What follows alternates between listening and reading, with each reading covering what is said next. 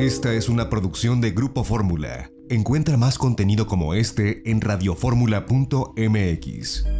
Está gobernando por decreto, porque en los primeros 2 días lanzó no sé cuántos decretos, el día 3 otros decretos, después de los días 4 o 5 de su gobierno se calmó y el sexto otra vez un decreto. Alguien dijo que una democracia no puede funcionar con puro decreto porque lo que él está haciendo es eliminar muchas de las cosas que hizo Trump por decreto y cuando él se vaya, si llega un republicano, pues borrará todo lo que él hizo por decreto. Se tienen que buscar cambios legislativos, no solamente por decreto. Pero a ver, Kenia, te tiene como que muy impresionado por lo que está haciendo el señor Biden.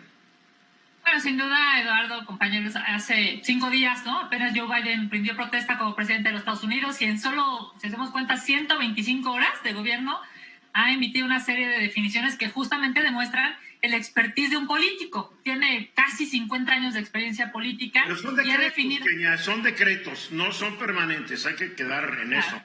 Ha definido una veintena de órdenes ejecutivas que tienen, digamos, decretos que tienen un impacto en Estados Unidos, en México y evidentemente, Eduardo, en el mundo. Uno de estos temas, y es de lo que yo hoy quisiera platicar con el auditorio, es justamente que dentro de estas primeras horas firmó el presidente Biden una iniciativa, es una iniciativa legislativa denominada Ley de Ciudadanía Estadounidense, que efectivamente, como dices, pasa del decreto a la norma, digamos, la norma jurídica, la cual requerirá tanto del respaldo de los representantes como del Senado. Esta ley busca, en este sentido, regular el estado migratorio y reconocer la estadía o definir la estadía de más de 10.5 millones de indocumentados. Y contempla... los ciudadanos, ¿verdad? Exacto, y contempla que quienes residen en Estados Unidos desde antes de enero, digamos, puedan solicitar su residencia temporal.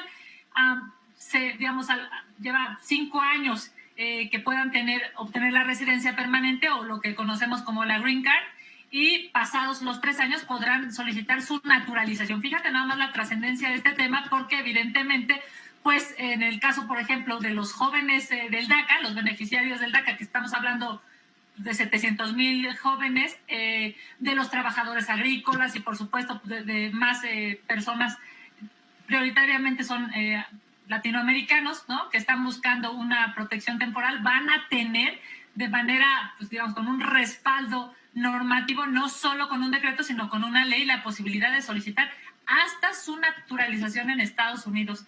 A mí otro tema que me parece importantísimo... Pero hay que aclarar que es una ley que va a tener que ser discutida y aprobada, como tú lo dijiste, en ambas cámaras del Congreso, y no la tiene fácil el señor Biden, porque ni muchos demócratas lo van a estar apoyando en algunas de las iniciativas que él mande, a menos de, como se dice, se pongan a torcerle brazos a los senadores y demócratas que se quieren ir por la libre, ¿eh? Totalmente de acuerdo. O sea, va a haber una definición de partidos, una definición incluso, lamentablemente, hasta ideológica, a propósito de los derechos humanos y de la naturaleza de los partidos, de los votantes en términos de las cámaras, para saber cuál va a ser su prioridad. Pero el puro decreto y el envío de la ley o del proyecto de ley me parece que es extraordinario, porque incluso, Eduardo, posibilitará, digamos, a que las familias que estuvieron divididas con Trump pues tengan la posibilidad de una resolución migratoria afortunada. Dimos cuenta incluso aquí en el programa de lo que estaba pasando con esta división de familias en la administración pasada. Este tema viene aparejado de otro que quisiera yo nada más abordar en unos segundos, y es precisamente las caravanas migrantes.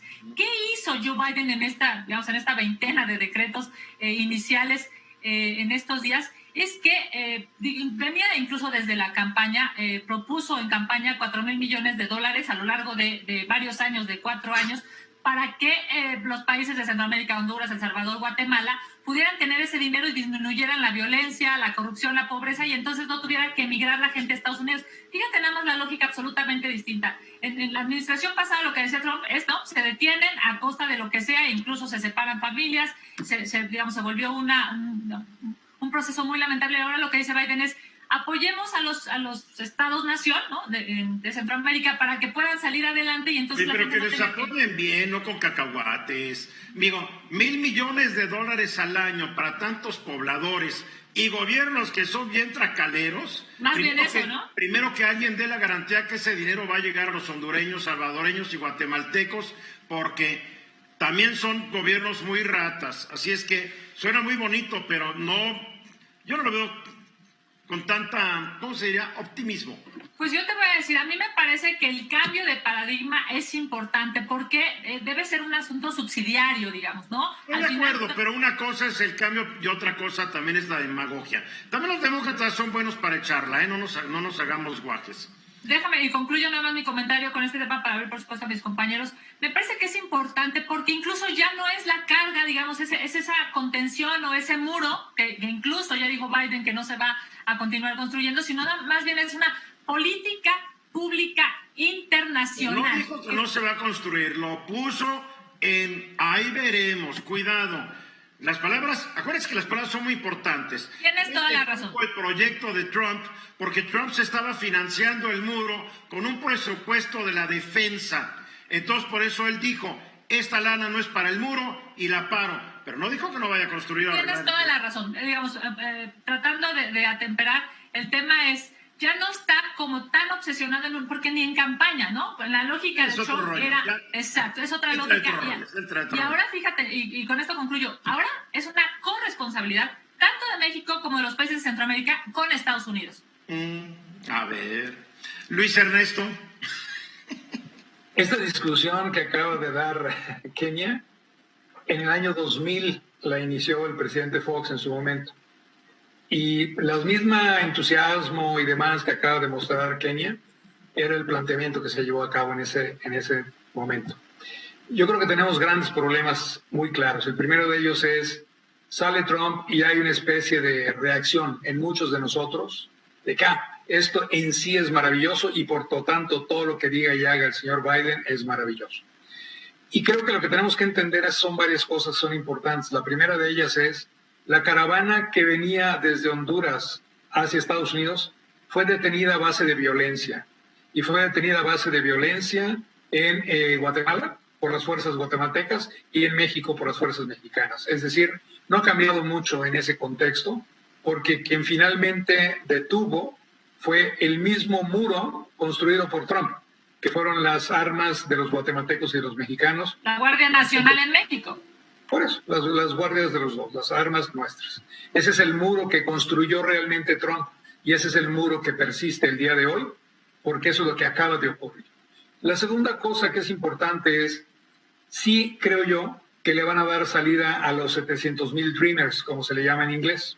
Ellos yo creo que sí tienen mucho sentido porque son gente que se ha formado, que se ha educado durante toda la vida en Estados Unidos y por lo tanto son mucho más fáciles de asimilar porque ya están asimilados. Y simplemente tiene sentido y esos son los que van a ser aceptados. Pero viene algo que me parece a mí que es el gran error de lo que está haciendo el presidente Biden. Y es, él cree en verdad que sacando y mandando una ley cumple con su cometido.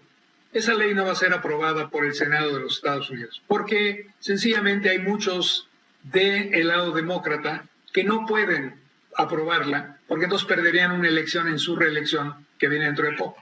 La solución correcta que se tiene que pensar, que el gobierno de México debería estar discutiendo con el gobierno de Estados Unidos, es que haya más visas temporales de trabajo, que se abra una gran cantidad de visas temporales para que eso permita que guatemaltecos, hondureños, salvadoreños y mexicanos puedan llegar a Estados Unidos en condiciones legales y puedan operar en la economía americana. Una producción de Grupo Fórmula. Encuentra más contenido como este en radioformula.mx.